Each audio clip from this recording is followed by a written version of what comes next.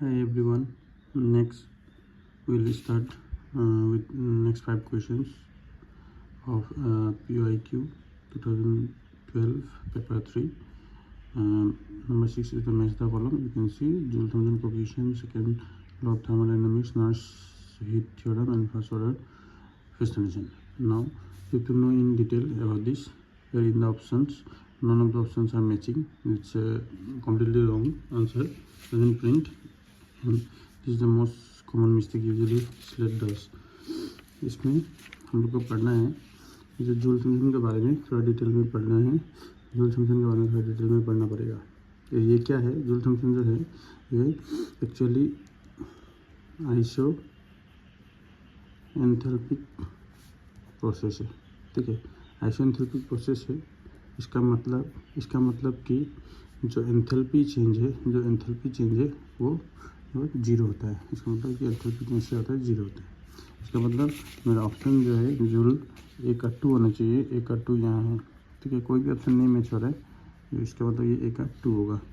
Next, इसका बारे में और डिटेल में आपको क्या पढ़ना चाहिए बोलने से, इसमें जो जूल थॉमसन में क्या होता है, जो हाई प्रेशर है, हाई प्रेशर से लो प्रेशर तरफ जाता है। ये होने से क्या होता है आपका, होने से आडियाबैटिक एक्सपेंशन होता है। आडियाबैटिक एक्सपेंशन की वजह से रिजल्ट क्या होता है, कूलिंग होता है। इसमें एक्सेप्शन, इसको याद रखना पड़ेगा। एक्सेप्शन है तो आपका H2 और Ag। इसमें क्या होता है, हीटिंग होता है। इसमें और इम्पोर्टेंट चीज़ क्या जानना है आपको, इसका जो for ideal gas of Joule Thomson coefficient is 0। और ये टेबल आप याद रखिए कि एट हाई टेम्परेचर, याद रखना एट हाई टेम्परेचर, अगर टी का वैल्यू ग्रेटर है इन्वर्जन टेम्परेचर से, इसका मतलब हीटिंग होगा और इसमें बी इज ग्रेटर देन ए होगा। Force of repulsion is greater than force of attraction, तब जूल थॉमसन कोएफिशिएंट का क्या होगा, नेगेटिव आएगा। इसके बारे में जानना पड़ेगा। इसका ये भी एट लो टेम्परेचर में क्या होगा, एट लो टेम्परेचर में आपका अपोजिट टी आई क्या होता है, कूलिंग होता है। और ये जो force of attraction is greater than force of repulsion और mu J T is equal to positive. ये क्राइटेरिया वेरी इंपॉर्टेंट है।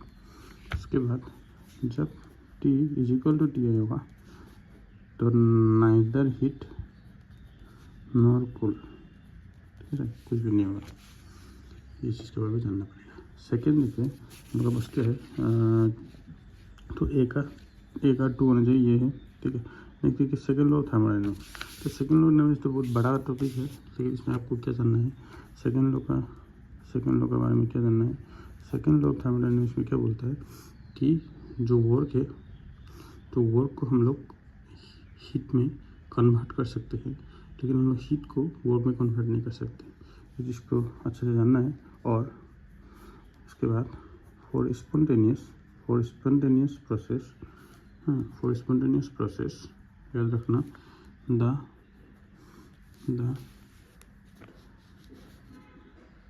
Entropy of universe increases. इस चीज़ को याद रखना है। इसका मतलब ये चीज़ है कि डेल्टा एस, यहाँ पे ऑप्शन में ऑलरेडी है delta S universe greater than 0 ज़्यादा होता है ये, तो इसलिए ऑप्शन क्या होगा, delta S is greater then 0। देख लीजिए तो बी का 4 होगा, तो यहाँ पे बी का 4 दिया ही नहीं है, बी का 4 ये है, लेकिन ए का मैच नहीं हो रहा है, ये मैच नहीं हो रहा है। इसका मतलब ये सारा ऑप्शन ही गलत है, ठीक है। इसका करेक्ट आंसर क्या आ रहा है, इसका करेक्ट आंसर आ रहा है, करेक्ट आंसर होगा ए का 2, फिर अगले बी का 4। और चेक करते हैं नेक्स्ट। इसके बाद में और क्या आपको पढ़ना है, ये जो ग्रेटर देन 0 हो गया ना ये, और ये ग्रेटर देन इक्वल टू 0, पढ़ना। और जो इक्वल है वो रिवर्सिबल के लिए होता है, और जो ग्रेटर देन है वो इरिवर्सिबल के लिए होता है, इरिवर्सिबल, ये चीज़ याद रखना। और इसमें और आपको पढ़ना पड़ेगा क्राइटेरिया ऑफ स्पॉन्टेनिटी, इसको पढ़ना पड़ेगा आपको, ठीक है। आपका जो नेक्स्ट था वो नार्सिस थ्योरम है, नार्सिस थ्योरम। इसमें ये जो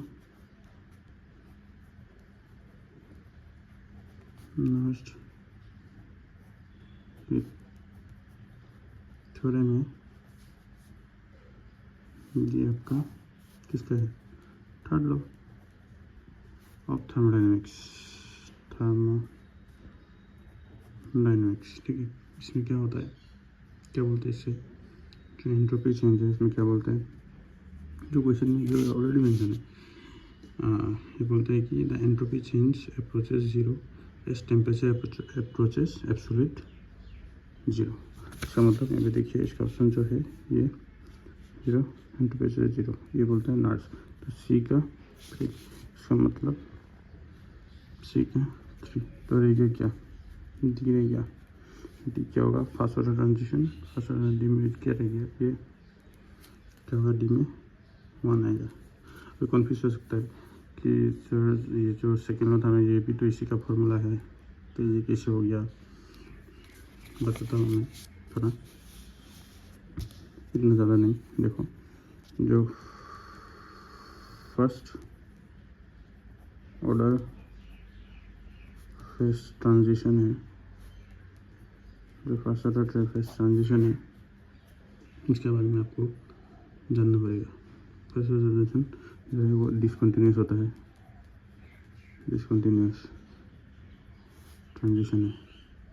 इसका ये याद रखना पैरामीटर, ये पूछेगा, गारंटी है, कभी ना कभी पूछा। Not equal to zero, delta H भी नॉट इक्वल टू जीरो, और डेल्टा एस भी नॉट इक्वल टू जीरो, इसको याद रखना है। नॉट इक्वल टू जीरो या फिर इक्वल टू जीरो, ये गलत करने का चांस भी ज़्यादा है, देखना। और याद रखना मतलब कि जो फिर फर्स्ट जो है लाइक मेल्टिंग हो गया या बॉइलिंग हो गया, लाइक मेल्टिंग या बॉइलिंग हो गया। इसमें क्या है, जो एंट्रोपी चेंज है ना, इसमें जो एंट्रोपी चेंज है ना, equal to latent heat divide by transition temperature होता है, टेम्परेचर, जो ये फार्मूला है, delta S equal to delta H by T, ये दिया हुआ है ना, ये वाला, ठीक है। और एक एडिशनल आपको ये भी पढ़ना होगा, सेकेंड ऑर्डर फेस ट्रांजिशन, ठीक है। और ये भी पढ़ना है गामा, ये वाला, ये ऑर्डर, इसको भी पढ़ना होगा। ये दो का क्या है, सब इक्वल होता है, इस दो में दो सब इक्वल होता है, इसमें डिसकंटिन्यूस, ये वाला continuous. Delta H equal to zero, delta V equal to zero, और delta S equal to zero, ये याद रखना है। इसका ग्राफ सब भी आप देख सकते हैं, ग्राफ जो ग्राफ है, ठीक है, ये इम्पोर्टेंट है। यहाँ नेक्स्ट क्वेश्चन है आपका,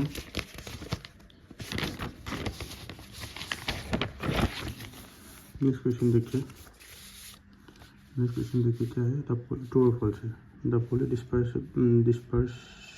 polymer, the mass ever is smaller mass is always larger than the number ever is smaller mass, ये ट्रू या फॉल्स, ये पूछा गया है। अब देखिए, हमको ये चीज़ पता है कि हमको क्या पता है, हम लोग को ये पता है कि PDI जो है, PDI is equal to molar weight number average, ये पता है। इसमें बोला है पोली वाला, पोली मतलब कि एक होता है मोनो डिस्पर्स होता है, एक मोनो होता है, मोनो डिस्पर्स, एक होता है बाई डिस्पर्स, उसके बाद होता है पोली, 3। अभी PDI की वैल्यू 3 ले लो, 3 से अधिक जो भी ले लो, फिर रोज MW का वैल्यू ग्रेटर ही होगा, Mn से। नेक्स्ट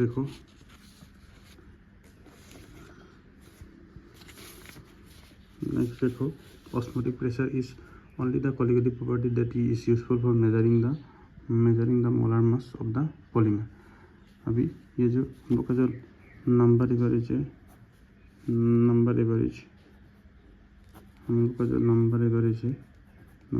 है, इसका जो मेजरमेंट, इसका जो मेथड ऑफ डिटर्मिनेशन है,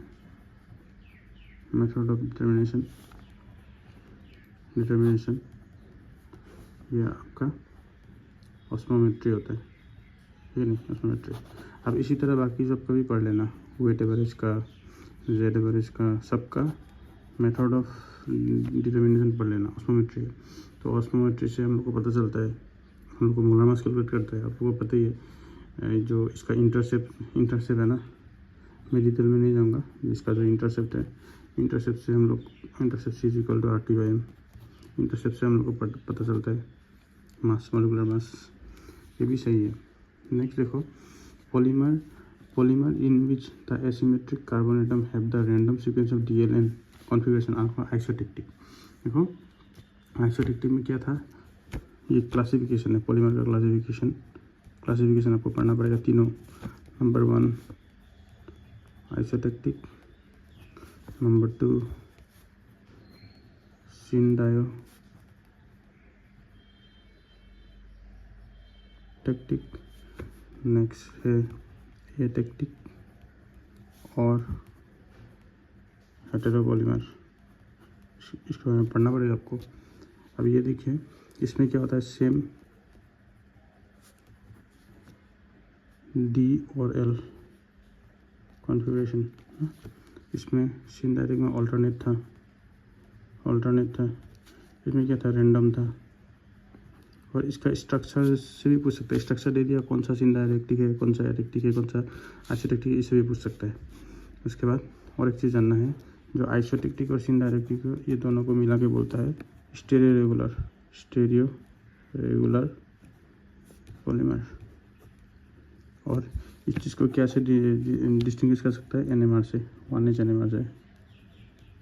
इसको याद रखना है, ये तीनों को याद रखना है। इसके तीनों को ड्राइंग करके देगा, तो DL का कॉन्फ़िगरेशन ड्रॉ करके देगा, तो आपको आइडेंटिफाई करना है, ये चीज़ इंपॉर्टेंट है, ठीक है। तो ये फॉल्स आ जाएगा, तो ट्रू फॉल्स अभी तक आ गया।